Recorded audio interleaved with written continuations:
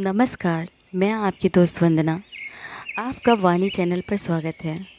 यह मेरा एक प्रयास है आप सबको साहित्य से जोड़ने की और इस कथानक के परिदृश्य में आप सबको पहुंचाने की। इसके लिए आप हमसे जुड़िए और हमारे चैनल को लाइक शेयर सब्सक्राइब करें। तो फिर आज हम शुरू करते हैं प्रेमचंद जी का उपन्यास गबन। योगाभ्यास की बड़ी प्रशंसा सुनता हूँ, पर कोई ऐसे महात्मा नहीं मिलते जिनसे कुछ सीख सकूं। किताबों के आधार पर कोई क्रिया करने से लाभ के बदले हानि होने का डर रहता है।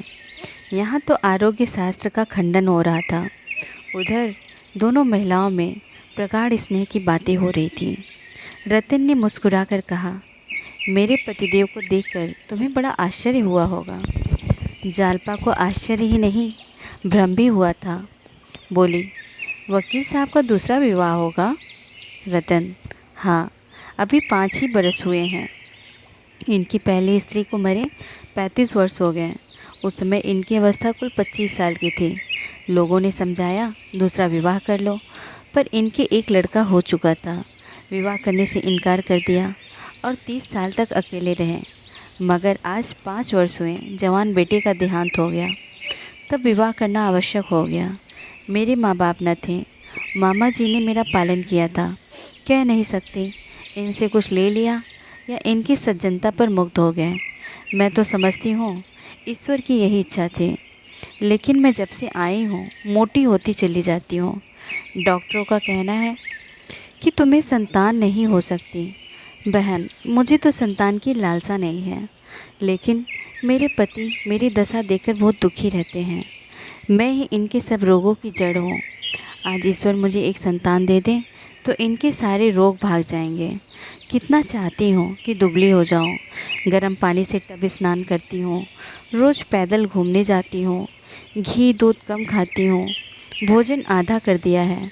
जितना परिश्रम करते बनता है करती हूँ, फिर भी दिन दिन मोटी ही होती जाती हूँ। कुछ समझ में नहीं आता क्या करूँ।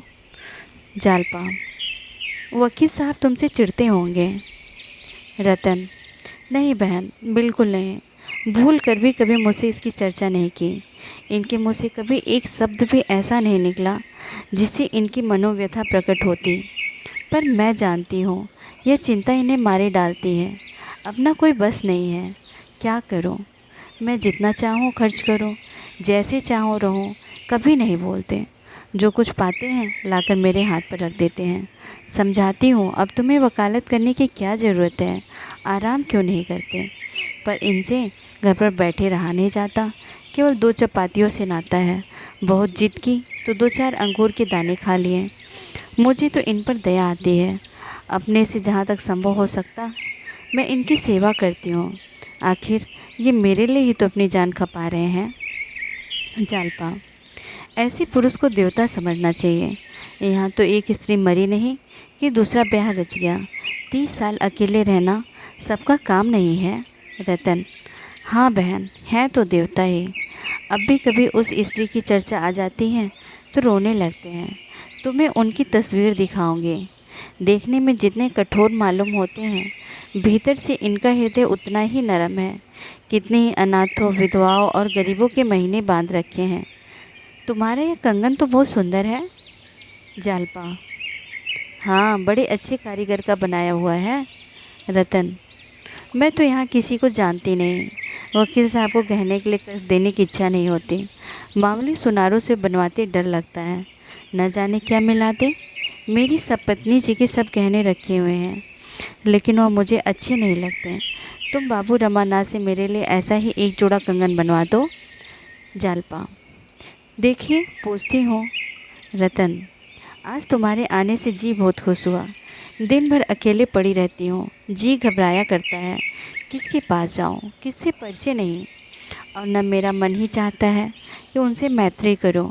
2-1 महिलाओं को बुलाया, उनके घर गई, चाहा कि उनसे बहन आपा जोड़ो, लेकिन उनके आचार विचार देखकर उनसे दूर ही रहना अच्छा मालूम हुआ।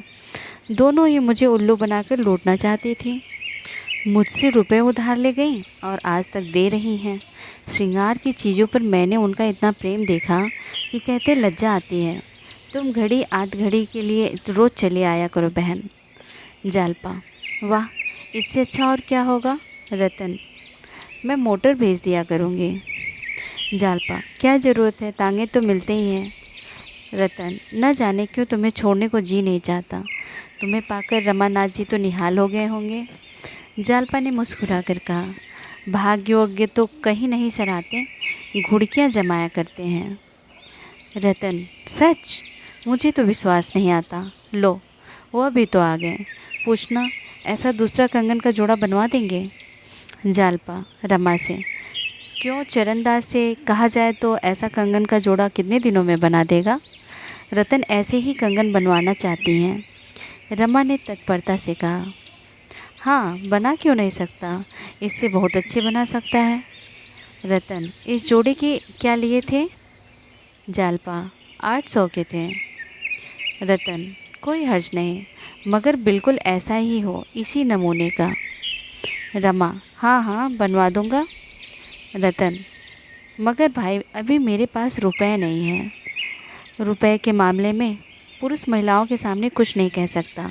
क्या वह कह सकता है, इस वक्त मेरे पास रुपए नहीं हैं? वह मर जाएगा, पर यह उज्र न करेगा। वह कर्ज लेगा, दूसरों की खुशामद करेगा, पर स्त्री के सामने अपनी मजबूरी न दिखाएगा। रुपए की चर्चा को ही वह तुच्छ समझता है। जालपा, पति की आर्थिक दशा अच्छी तरह जानती थी, पर यदि रमा ने इस समय कोई बहाना कर दिया होता तो उसे बहुत बुरा मालूम होता। वह मन में डर रही थी कि कहीं हम वहाँ से यह न कर बैठे। सर्राफ से पूछकर कहूँगा। उसका दिल धड़क रहा था। जब रमा ने वीरता के साथ कहा, हाँ हाँ, रुपए की कोई बात नहीं, जब चाहे दे दीजिएगा, तो वह खुश हो गई। रतन, तो कब तक आशा करूं? रमानाथ, मैं आज ही सर्राफ से कह दूंगा, तब भी 15 दिन तो लग ही जाएंगे। जालपा, अब की रविवार को मेरे ही घर चाय पीजिएगा। रतन ने निमंत्रण सहर्ष स्वीकार किया और दोनों आदमी विदा हुए। घर पहुँचे तो शाम हो गई। रमेश बाबू बैठे हुए थे। जालपा तो तांगे से उतरकर अंदर चले गए। रमा रमेश बाबू के पास जाकर बोला, क्या आपको आए देर हुई? रमेश, नहीं नहीं, अभी तो चला आ रहा हूँ। क्या वकील साहब के यहाँ गए थे? रमा, जी हाँ, 3 रुपए की चपत पड़ गए। रमेश, कोई हरज नहीं, यह रुपए वसूल हो जाएंगे। बड़े आदमियों से रहा रस्म हो जाए तो बुरा नहीं है, बड़े बड़े काम निकलते हैं। एक दिन उन लोगों को भी तो बुलाओ। रमा, अब की द्वार को चाय की दावत दे आया हूँ। रमेश, कहो तो मैं भी आ जाऊँ। जानते हो ना, वकील साहब के एक भाई इंजीनियर हैं। मेरे एक साले बहुत दिनों से बेकार बैठे हैं। अगर वकील साहब उसकी सिफारिश कर दें तो गरीब को जगह मिल जाए। तुम ज़रा मेरा इंट्रोडक्शन करा देना, बाकी और सब काम मैं कर लूँगा। पार्टी का इंतज़ाम ईश्वर ने चाहा तो ऐसा होगा कि मेम साहब खुश हो जाएंगी। चाय के सेट, शीशे के रंगीन गुलदान और फानूस मैं ला दूँगा। कुर्सियाँ, मेज़ें, फर्श सब मेरे ऊपर छोड़ दो। न कोली की ज़रूरत, न मजूर की। उन्हीं मूसलचंद को रगे दूँगा। रमानाथ ने स्थिर भाव से कहा, तब तो बड़ा मज़ा रहेगा। मैं तो बड़ी चिंता में पड़ा हुआ था। रमेश, चिंता की कोई बात नहीं, उसी लौंडे को जोत दूँगा। कहूँगा, जगह चाहते हो तो कारगुजारी दिखाओ, फिर देखना कैसे दौड़ धूप करता है। रमानाथ, अभी तो 3 महीने हुए, आप अपने साले को कहीं नौकर रखा चुके हैं ना? रमेश, अजी अभी 6 और बाकी हैं, पूरे 7 जीव हैं। ज़रा बैठ जाओ, ज़रूरी चीज़ों की सूची बना ली जाए। आज ही से दौड़ धूप होगी, तब सब चीज़ें जुटा सकूँगा। और कितने मेहमान होंगे? रमानाथ, मेम साहब होंगी और शायद वकील साहब भी आएँ। रमेश, ये बहुत अच्छा किया। बहुत से आदमी हो जाते तो भप्पड़ हो जाता। हमें तो मेम साहब से काम है, ठल्लुओं की खुशामद करने से क्या फ़ायदा। दोनों आदमियों ने मिलकर सूची तैयार की। रमेश बाबू ने दूसरे ही दिन से सामान जमा करना शुरू कर दिया। उनकी पहुंच अच्छे अच्छे घरों में थी। वे सजावट की अच्छी अच्छी चीज़ें बटोर लाएँ। सारा घर जगमगा उठा। दयानाथ भी इन तैयारियों में शरीक थे। चीज़ों को करीने से सजाना उनका काम था। कौन गमला कहाँ रखा जाए, कौन तस्वीर कहाँ लटकाई जाए, कौन सा गलीचा कहाँ बिछाया जाए, इन प्रश्नों पर तीनों मनुष्यों में घंटों वाद विवाद होता था। दफ्तर जाने से पहले और दफ्तर से आने के बाद तीनों इन्हीं कामों में जुट जाते थे। एक दिन इस बात पर बहस छिड़ गई कि कमरे में आईना कहाँ रखा जाए। दयानाथ कहते थे, इस कमरे में आईने की ज़रूरत नहीं, आईना पीछे वाले कमरे में रखना चाहिए। रमेश इसका विरोध कर रहे थे। रमा दुविधा में चुपचाप खड़ा था, न इसकी सी कह सकता था न उनकी सी कह सकता था। दयानाथ, मैंने सैकड़ों अंग्रेज़ों के ड्राइंग रूम देखे हैं, लेकिन उनमें कहीं भी आईना लगा हुआ नहीं देखा। आईना श्रृंगार के कमरे में रहना चाहिए, यहाँ आईना रखना बेतुकी सी बात है। रमेश, मुझे सैकड़ों अंग्रेज़ों के कमरों को देखने का अवसर तो नहीं मिला है, लेकिन 2-4 ज़रूर देखे हैं और उनमें आईना लगा हुआ देखा। फिर क्या यह ज़रूरी बात है कि इन ज़रा सी बातों में हम अंग्रेज़ों की नकल करें? हम अंग्रेज़ नहीं, हिंदुस्तानी हैं। हिंदुस्तानी रईसों के कमरे में बड़े बड़े आदमकद आईने रखे जाते हैं। यह तो आपने हमारे बिगड़े हुए बाबुओं की सी बात कही, जो पहनावे में, कमरे की सजावट में, बोली में, चाय और शराब में, चीनी की प्यालियों में, गरज दिखावे की सभी बातों में तो अंग्रेज़ों का मुँह चिढ़ाते हैं। लेकिन जिन बातों में अंग्रेज़ों को अंग्रेज़ बना दिया और जिनकी बदौलत वे दुनिया पर राज करते हैं, उनकी हवा तक न छू जाती। क्या आपको भी बुढ़ापे में अंग्रेज़ बनने का शौक़ चढ़ाया है? दयानाथ, अंग्रेज़ों की नकल को बहुत बुरा समझते थे। यह चाय पार्टी भी उन्हें बुरी मालूम हो रही थी। अगर कुछ संतोष था तो यही कि 2-4 बड़े आदमियों से परिचय हो जाएगा। उन्होंने अपनी ज़िंदगी में कभी कोट नहीं पहना था। चाय पीते थे मगर चीनी की सीट की कैद न थी। कटोरा, कटोरी, गिलास, लोटा, तसला, किसी से भी उन्हें आपत्ति न थी। लेकिन इस वक्त उन्हें अपना पक्ष निभाने की पड़ी थी। बोले, हिंदुस्तानी रईसों के कमरे में मेज़ कुर्सियाँ नहीं होती, फर्श होता है। आपने मेज़ कुर्सी लगाकर ही अंग्रेज़ी ढंग पर तो अपना अधिकार बना लिया। अब आईने के लिए हिंदुस्तानियों की मिसाल दे रहे हैं। या तो हिंदुस्तानी रखिए या अंग्रेज़ी। यह क्या कि आधा तीतर आधा बटेर। कोट पतलून पर चौगोसिया टोपी तो नहीं अच्छी मालूम होती। रमेश बाबू ने समझा था कि दयानाथ की ज़बान बंद हो जाएगी, लेकिन यह जवाब सुनना तो चकराएं। मैदान हाथ से जाता हुआ दिखाई दिया। बोले, तो आपने किसी अंग्रेज़ के कमरे में आईना नहीं देखा? भला ऐसे 10-5 अंग्रेज़ों के नाम तो बताइए कि एक आपका वही किरंटा हेड क्लर्क है, उसके सिवा और किसी अंग्रेज़ के कमरे में तो शायद आपने कदम भी न रखा हो। उसी किरंटे को आपने अंग्रेज़ी रुचि का आदर्श समझ लिया। खूब मानता हूँ दयानाथ, यह तो आपकी ज़बान है।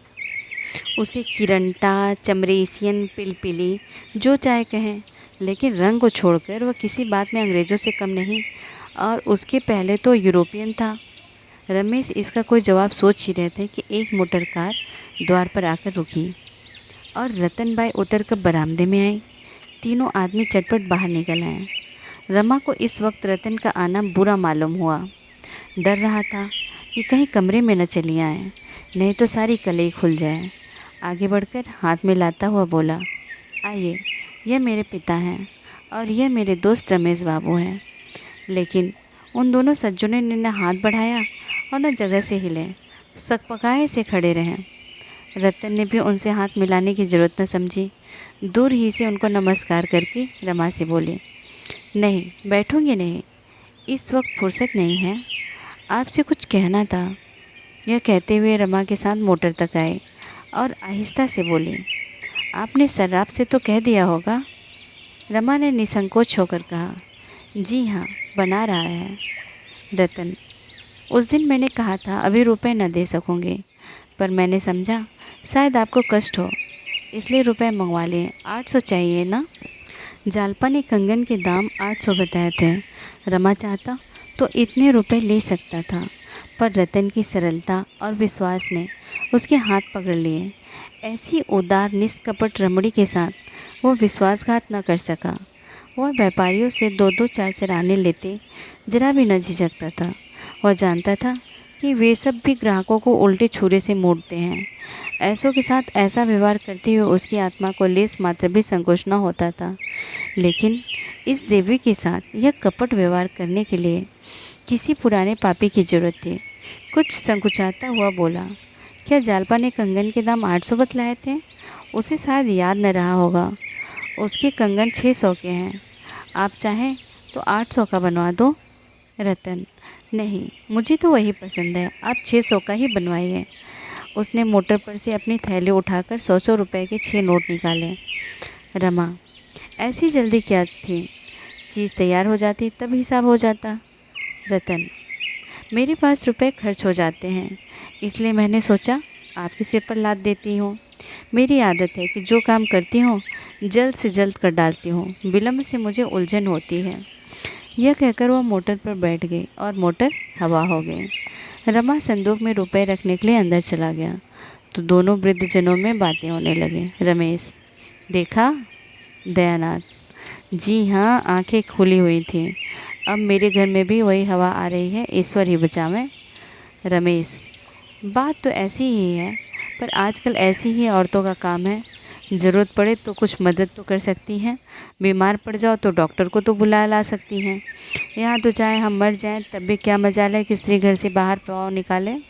दयानाथ, हमसे तो भाई यह अंग्रेजियत नहीं देखी जाती, क्या करें? संतान की ममता है। नहीं तो यही जी चाहता है कि रमा से साफ कह दो, भैया अपना घर अलग लेकर रहो। आँख फूटी पीर गई। मुझे तो उन मर्दों पर क्रोध आता है जो स्त्रियों को यूं सर चढ़ाते हैं। देख लेना, एक दिन यह औरत वकील साहब को दगा देगी। रमेश, महाशय, इस बात से मैं आपसे सहमत नहीं हूँ।